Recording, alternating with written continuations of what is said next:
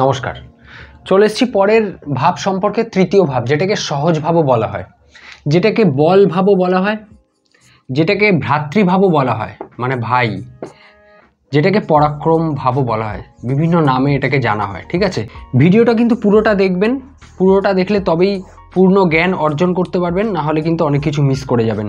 Skip করবেন না ভিডিওটা, ঠিক আছে। আপনার কুষ্ঠিতে যেখানে 3 লেখা সেখানটায় আপনি চলে যান। যে কোনো লগ্নের ক্ষেত্রে আমি যে সূত্রগুলো এখানে বলবো, যে কোনো লগ্নের ক্ষেত্রে এটা প্রযোজ্য। যেখানে 3 লেখা, আমি ধরে নিচ্ছি এখানে 3 লেখা, এমন নয় যে আমি এখানে মেষ রাশি হয়, এখানে বৃষ রাশি হয়, এখানে মিথুন রাশি হয়, আপনারা জানেন এগুলো, ভুলে যান কোথায় কি রাশি আছে, চলে যান কোথায় আপনার 3 লেখা সেটা। ঠিক আছে, সেটা আপনাকে দেখে কিন্তু বুঝতে হবে। ঠিক আছে, দেখুন, বল ভাব, ভ্রাতৃভাব বা পরাক্রম ভাব বা সহজ ভাব, এটাকে বোঝার জন্য কিন্তু কিছু জিনিস আপনাকে রিমাইন্ড করে নিতে হবে, যেগুলো আমরা আগে পড়েছি। যে তৃতীয় ভাব অশুভ ভাব, 3, 6, 11 এগুলোকে অশুভ ভাব বলা হয়।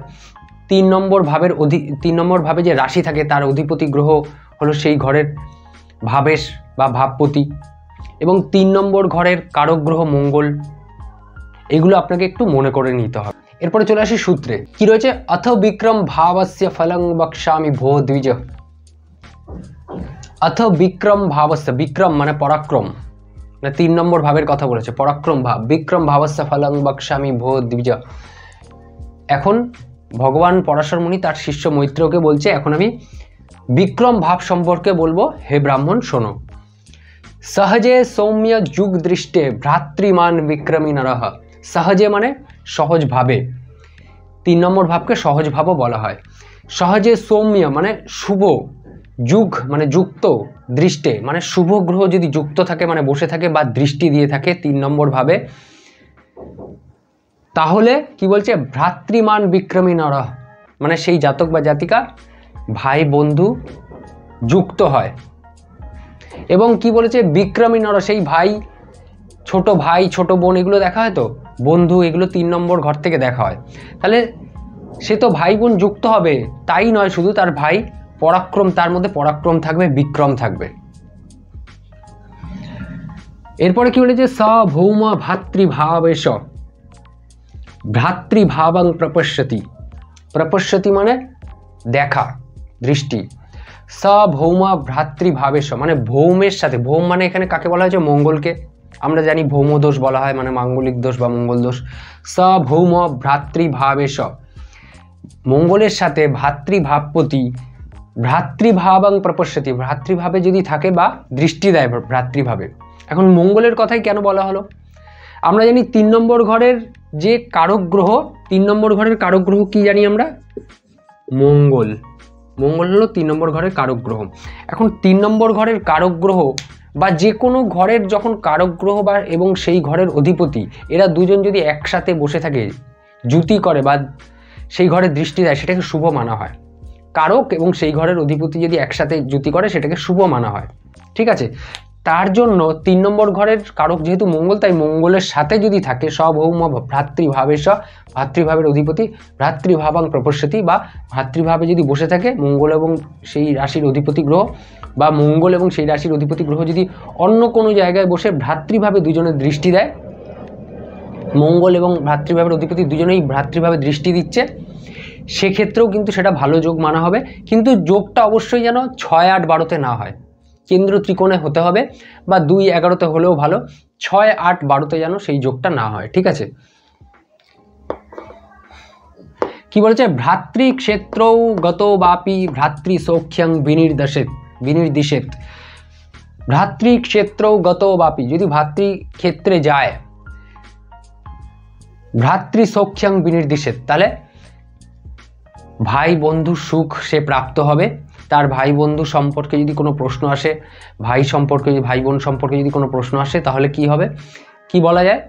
যে তার ভাই বুদ্ধিমান হবে, পরাক্রম হবে, ভাইয়ের সঙ্গে সম্পর্ক ভালো থাকবে, সুসম্পর্ক বজায় থাকবে, ভাই বোনের সুখ প্রাপ্ত হবে সেই ব্যক্তি।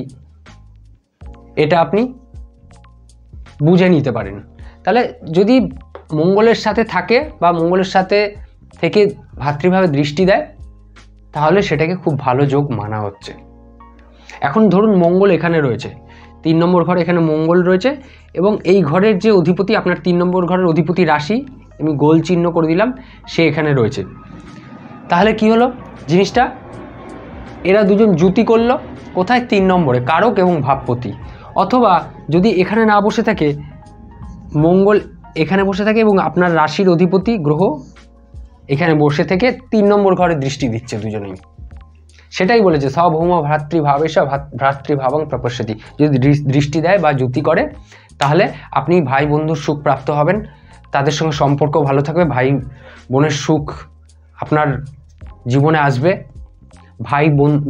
ভাই বোন সম্পর্কে যদি কোনো প্রশ্ন আসে, আপনার ভাই বোন বুদ্ধিমান হবে, খ্যাতি লাভ করবে, সেটা আপনি বুঝে নিতে পারেন বা মনে করতে পারেন। ঠিক আছে, তো এইভাবে আপনাকে ভ্রাতৃভাব, পরাক্রম ভাব বা বল ভাব সম্পর্কে আপনাকে জানতে হবে। আপনাকে জানতে হবে যে 3 নম্বর ঘর থেকে কি কি দেখা হয়। আমি 3 নম্বর ভাব থেকে কি কি দেখা হয় তার জন্য আমি একটা ভিডিও ছেড়েছি, সেটা আপনারা দেখে নেবেন। আমি সম্ভব হলে ডেসক্রিপশনে বা আই বাটনে দিয়ে দেবো 3 নম্বর ভাব সম্পর্কে। ঠিক আছে, যে ভিডিওটা ছাড়া রয়েছে 3 নম্বর ভাব থেকে কি কি দেখা হয় সেটা জানা অত্যন্ত জরুরি। তার সঙ্গে আপনাকে জানতে হবে ভাব, ভাবেশ এবং কারক।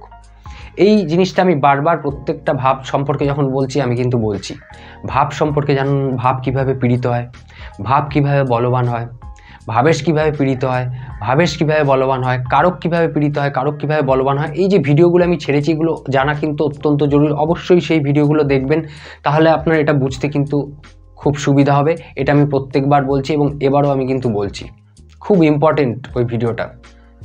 এবং যেই ভাব সম্পর্কে বলবো সেই ভাব সম্পর্কে অবশ্যই জানবেন। ঠিক আছে, তাহলে 3য় ভাবের কারক গ্রহ আমরা জানলাম মঙ্গল। 3য় ভাব থেকে ভাই, বন্ধু, ছোট বোন এগুলো বিচার করা হয়। পরাক্রম, সাহস, ছোট যাত্রা, চাকর বাকর এগুলো 3য় স্থান থেকে কিন্তু বিচার করা হয়। এবং অষ্টমের অষ্টম স্থান আমরা ভাবত ভাবন সূত্রে পড়েছিলাম, অষ্টমের অষ্টম স্থান এটা যে কোনো ভাব থেকে কাউন্ট করে কোন ঘর কি হচ্ছে সেগুলো সম্পর্কে ভাবত ভাবম সূত্রে আমরা পড়েছিলাম। সেই ভিডিওটা পারলে দেখে নেবেন, ভাবত ভাবম সূত্র। ঠিক আছে, অষ্টমের অষ্টম ভাব সেটা কিভাবে দেখবো সেগুলো আমরা ভবিষ্যতে সেটা নিয়েও পড়বো। আমরা কুণ্ডলী বিশ্লেষণ মানে কিভাবে জন্মপত্রিকা বিশ্লেষণ করতে হয় বা ব্যাখ্যা করতে হয়, কিভাবে দেখতে হয় সেটা নিয়ে কিন্তু আমরা অলরেডি ভিডিও ছাড়া শুরু করে দিয়েছি, সেগুলোও কিন্তু দেখতে থাকবেন। কুণ্ডলী বিশ্লেষণ 1, কুণ্ডলী বিশ্লেষণ 2 এগুলো নিয়ে আমি একটা প্লেলিস্টও বানিয়েছি, 2টো ভিডিও ছেড়েছি। এর পরের ভিডিও ওই কুণ্ডলী বিশ্লেষণ 3 নিয়েই ছাড়বো। ঠিক আছে, তারপরে আবার 3য় ভাবে ফিরে আসবো, 3য় ভাব সম্পর্কেই আমরা আবার জানবো।